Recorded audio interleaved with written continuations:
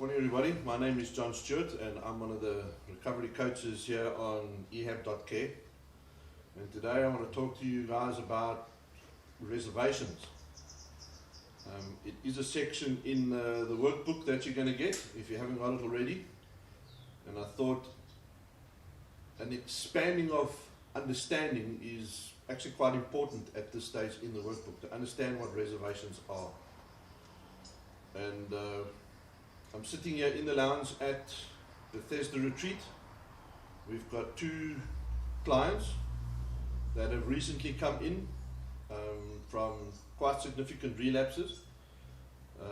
Both were at Bethesda Addiction Treatment Center with us, and I thought, let's explore their reservations, what reservations they were holding on to prior to leaving treatment, what happened. They've come back now. They've done pretty impressive to reach out, ask for help, and admit that you've blown it and come back. That kind of courage and self-honesty is going to go a long way for both of them. And what reservations are they holding on to now still? I mean, just because you come back into treatment doesn't mean there's no more reservations. So, very loosely, a reservation is something, it's a backdoor. It's something that you hold on to, that you doubt you want, or doubt that you can achieve, or doubt that's going to happen for you in early recovery. Like in treatment, we'll make lots of suggestions around changes of behavior, changes of people, places, things, and how that gets received often translates into reservations.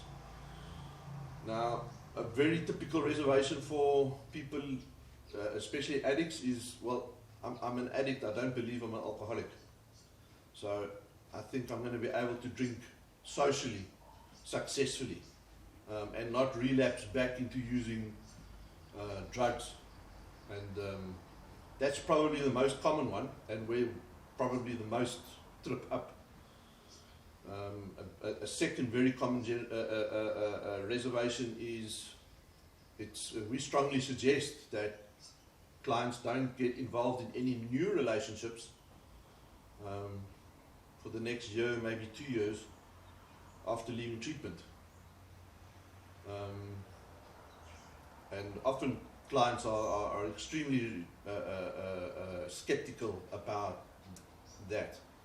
They feel that they have to get into relationships, that they can't go a year without sex. That somehow maybe they're not a man if they don't have sex. And it doesn't make you any less of a man if you're not in a relationship and not having sex. If you can't put a relationship on hold, it doesn't make you less of a man. It just makes you an immature and impulsive person who hasn't got control of your emotions. Anyway, so without any further ado, I'm going to hand it over to Igor and Egbert. That's actually their real names. No, just kidding. What was it like for you? I mean, you've had some significant clean time under your belt. What reservations were happening for you? What was going on for you? Well, I think firstly the idea of reservations, or the pending, the relapse that ended up happening, was I didn't think I had any reservations there. I was quite convinced that I didn't.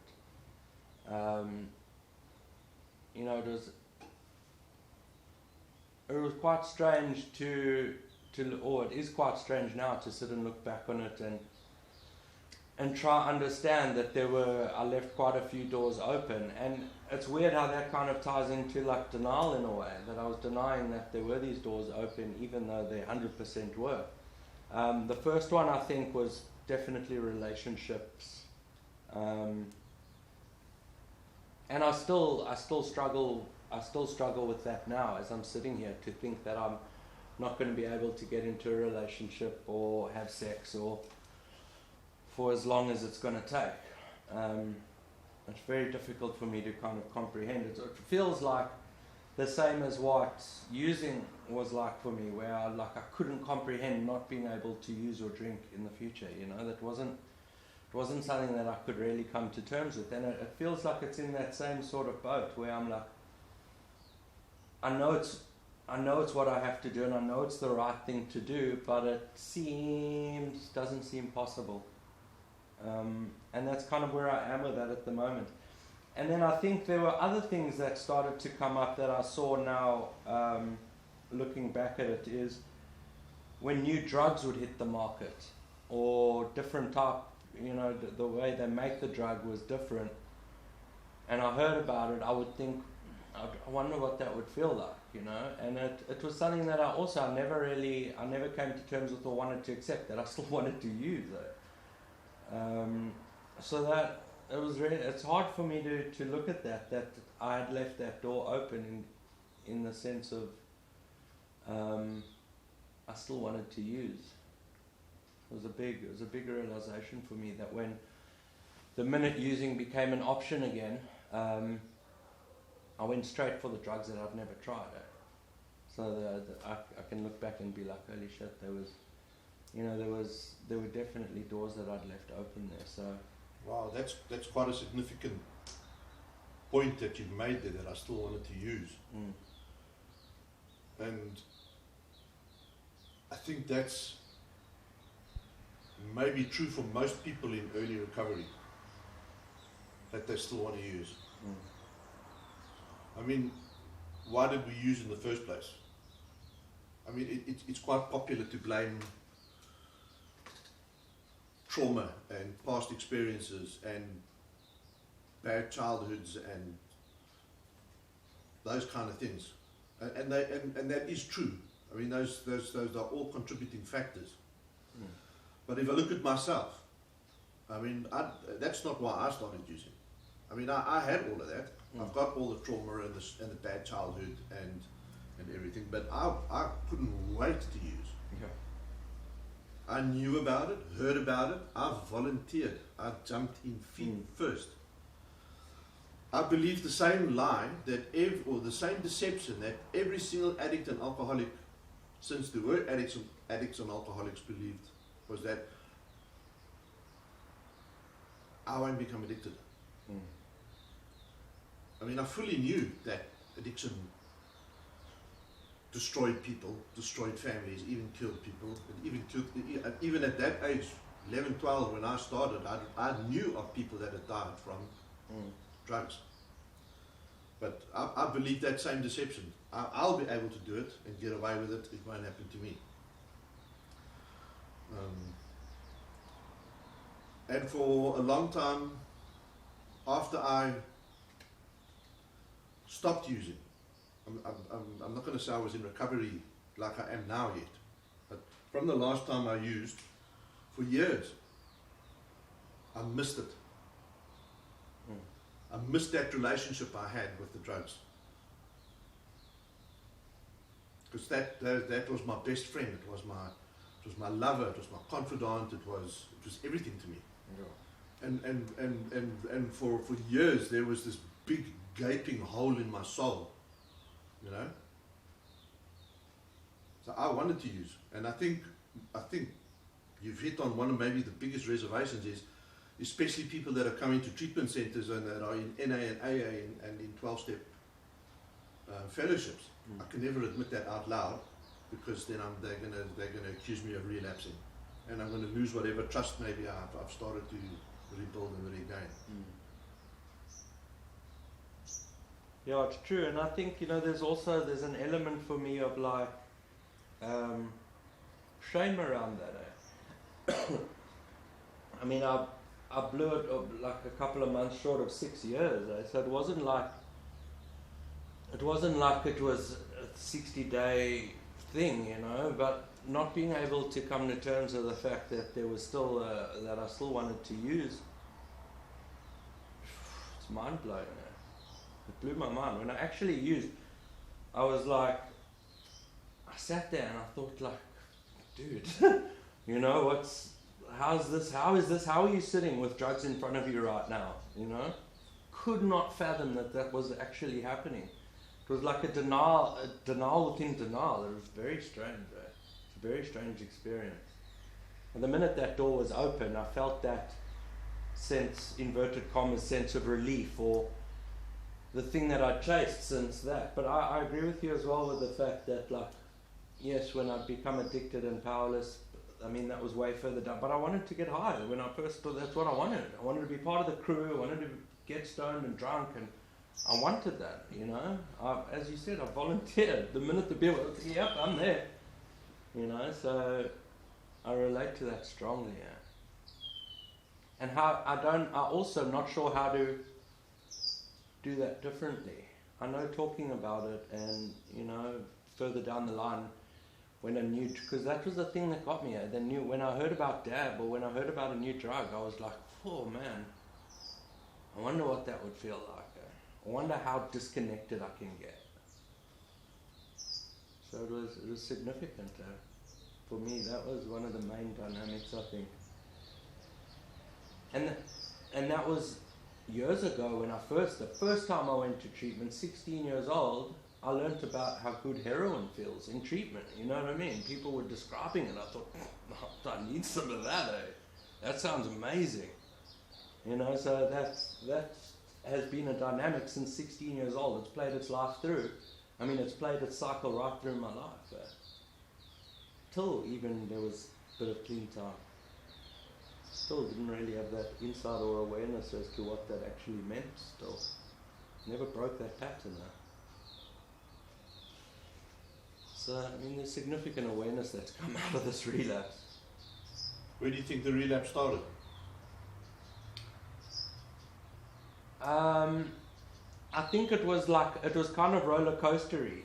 To put it down to one point, I would say when I went against the advice of the counsellors and the people around me, you know, I was surrounded by really good people who knew what they were talking about and were right involved in me getting clean. You know, they were right involved in that process, and they'd never led me astray before in any of that stuff. So why all of a sudden I didn't want to listen, and I was advised for months about the relationships. I was like, yeah, but it's, you know, I'm over a year clean and blah, blah, blah, but I wasn't, because I'd been playing around fantasizing and in NA and all of that before. You know, I wasn't honest about it. So that's where the minute things went secret or dark, even if they were tiny little things, those seeds were planted. Your secrets are a killer, hey? Self-deception and secrets are a killer. Yeah. But yours happened quite quickly. Yes, yeah. But the main thing for me, or the main one, reservation, was just being able to change the people, places, and things. You know, and I thought with having a business in where I live, that it would be difficult for me to be able to change those people, places, and things. And to be honest, I thought I was strong enough to do it. You know, I thought I did my stint in recovery, did my stint in rehab. I thought I had all the tools, so I had that false sense of confidence that just because it was going to be extremely difficult for me to change my people, places, and things, that I am strong enough to not have to change them. And like you say, obviously, I was completely mistaken, because my relapse started quite quickly after my recovery stint, or my rehab stint. It's the same as what you mentioned earlier with relationships. I also didn't listen to the counsellors when it comes to that. I thought that I knew better. I thought I did my stint. I was ready to take on the world again, and I can kind of go back to normal. But now I've had the right tools. I've learned the tools to process and to tackle it head on. And clearly I was wrong. The same as with alcohol, because my drug of choice is cocaine. I've never really had a problem with alcohol or with weed or with anything else. It was just cocaine. And again, so all of these things that the counsellors and everyone taught me, I just thought that I learned enough and I was strong enough and I was ready to tackle it. And boy, was I wrong. So like I say, my relapse happened quite quickly. It was waiting for you. Yeah. Push-ups in the parking lot. Yeah, you know, like I had that false sense of confidence, you know, that I thought that, you know, I've done enough now. You know, I'm strong enough to not, or I can put myself in these positions where the counsellors warned me specifically against, don't go there. And then me being a stubborn fool, thinking that, you know, I'm stronger than this, I've got this, I've learned what I needed to learn, I can do this. And yeah, clearly I was mistaken. I was there for that process. I was one of those people trying to caution you and get you to stay longer. I can remember clearly that we tried to get you to stay longer. We felt you weren't ready to leave. I think your relapse started before you came to treatment. I think your relapse was part of your treatment. Your treatment was part of your relapse. The reason you came,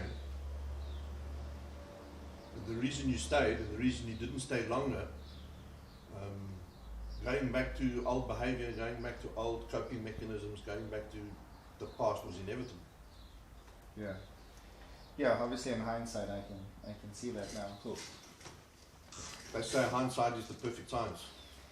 Yeah, no, like that I've definitely, yeah. How are you feeling now? How are you feeling about being here? What are the reservations now? Look, to be honest, I'm still craving. Normal? Yeah, look, today's day 3 for me, being back here. I had a really tough day yesterday, just because obviously now being off drugs or being off cocaine, it's the realization and just my actions and my emotions and all of that stuff that I was numbing with the cocaine are starting to resurface. So it's difficult because I knew it was inevitable. I knew you had to start dealing with it, but obviously doing the cocaine and using cocaine, it prolonged the process of me having to deal with these issues. And now obviously being now clean for 3 days, like I said, it's just everything is resurfacing, and I'm just starting to realize just the damage that I've done to relationships, to people, my actions, I've hurt people, and obviously just not feeling anything with cocaine, numbing all my emotions, and now everything is starting to just come back. Any big reservations now that you can identify?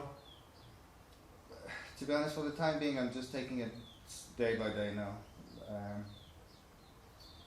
Because I know, obviously from past experience, that not changing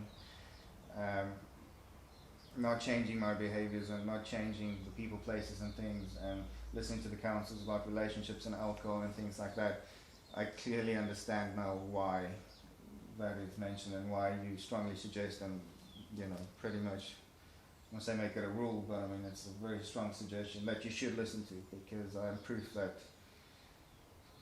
we all have reservations about things that we think we can't overcome, or that we're not ready to let go of, but these are things that you need to. I like that.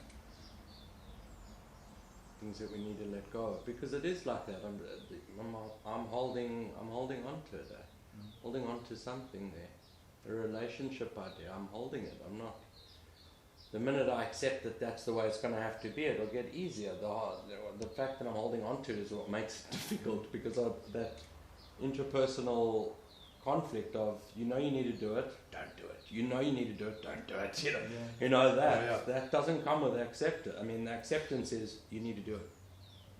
Yeah, like in all honesty, it's the same. I'm technically not in a relationship anymore, but I mean, to an extent, we're still communicating as if we are.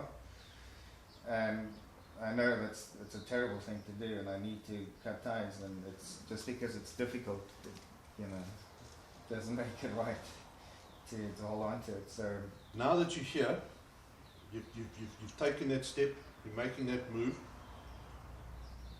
just pause any big decisions would be my suggestion, even the relationship.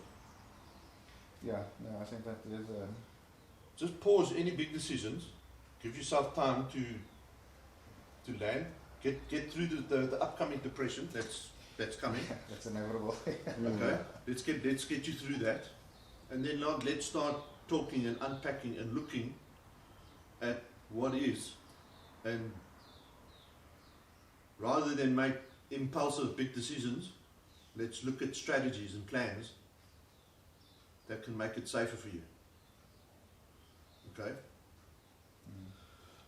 It's easy to say don't get into any relationships. Okay, and in my experience working as addiction counselor for the last 15 or 16 years, if 1% of our previous clients took that on, I think it's a lot. I think most people haven't taken that on. They get into relationships, and it's been fatal for some.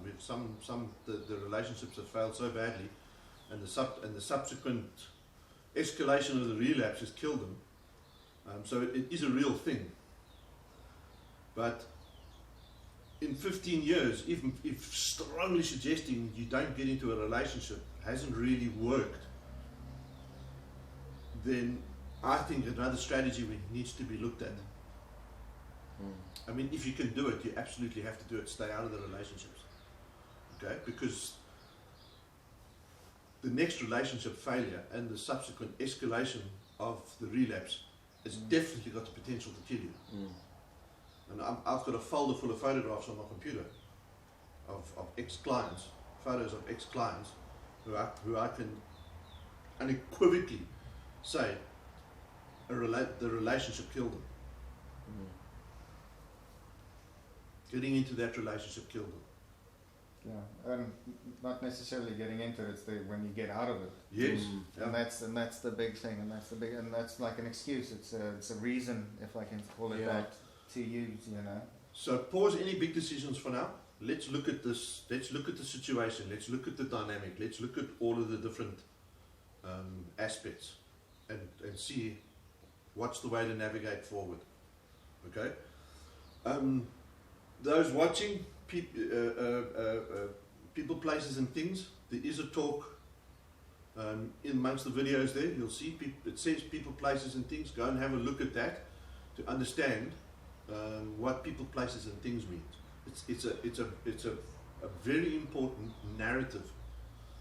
Okay, that if people adopt and assimilate into their recoveries, it's going to be difficult for them to relapse.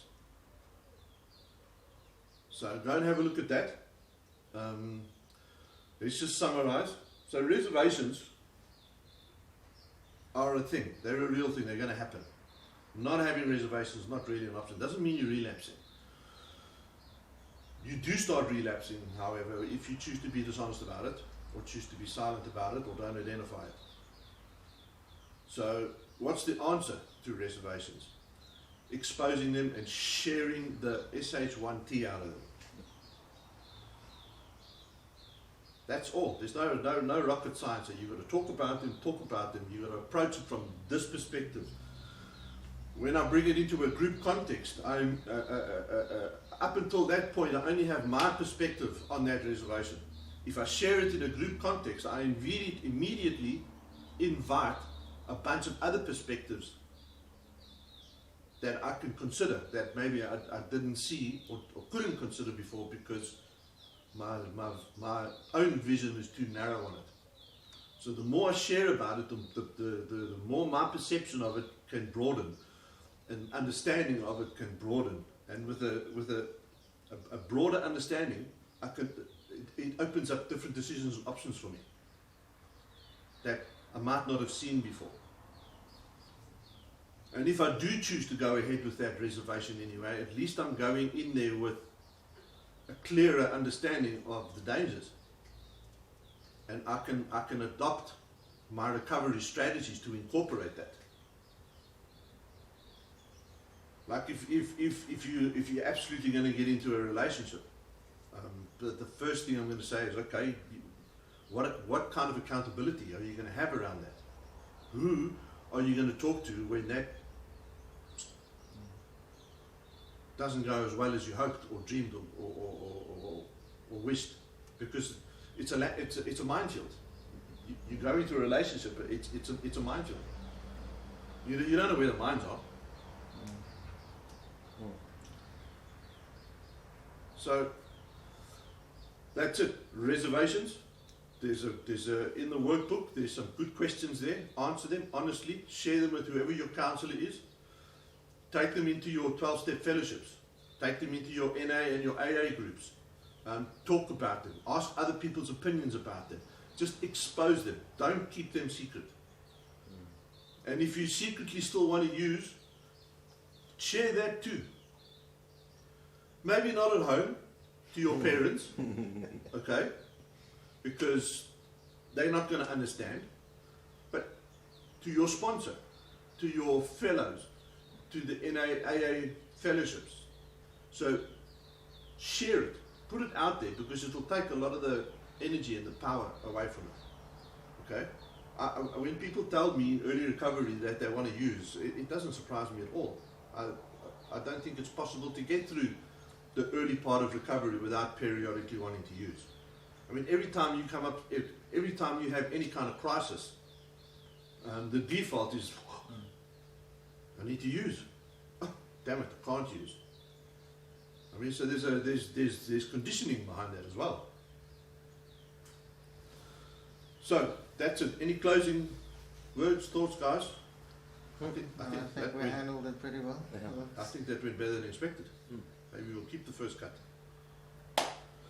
See you guys on some other videos, or if you want to spend more time with me, you want to get into any kind of therapeutic dynamic with me, come and find me on EHAB.care, one of the counselors there. I could also recommend any one of them. All good people, lots of wisdom. You won't go wrong with anybody there. Thanks guys, take care, God bless. Sweet.